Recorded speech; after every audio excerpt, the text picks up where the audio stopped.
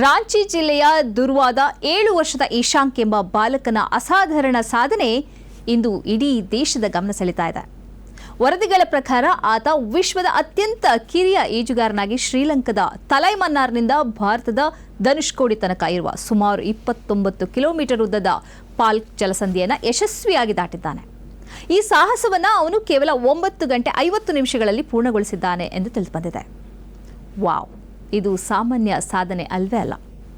ಅಲೆಗಳ ಅಬ್ಬರ, ಅನಿಶ್ಚಿತ ಹವಾಮಾನ, ಬಲವಾದ ಸಮುದ್ರ ಪ್ರವಾಹಗಳು ಇವೆಲ್ಲವೂ ಪಾಕ್ ಜಲಸಂಧಿಯನ್ನು ವಿಶ್ವದ ಅತ್ಯಂತ ಕಠಿಣ ಸಹಿಷ್ಣುತೆಯ ಈಜು ಮಾರ್ಗಗಳಲ್ಲಿ ಒಂದನ್ನಾಗಿ ಮಾಡಿದೆ.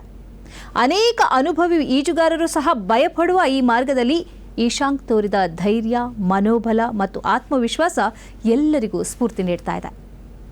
ಈ ಸಾಧನೆ ಕೇವಲ ದೈಹಿಕ ಶಕ್ತಿಯ ಪ್ರದರ್ಶನವಲ್ಲ, ಅದು ಶಿಸ್ತು, ತರಬೇತಿ, ನಿರಂತರ ಅಭ್ಯಾಸ ಮತ್ತು ಅಚಲ ಸಂಕಲ್ಪದ ಫಲ.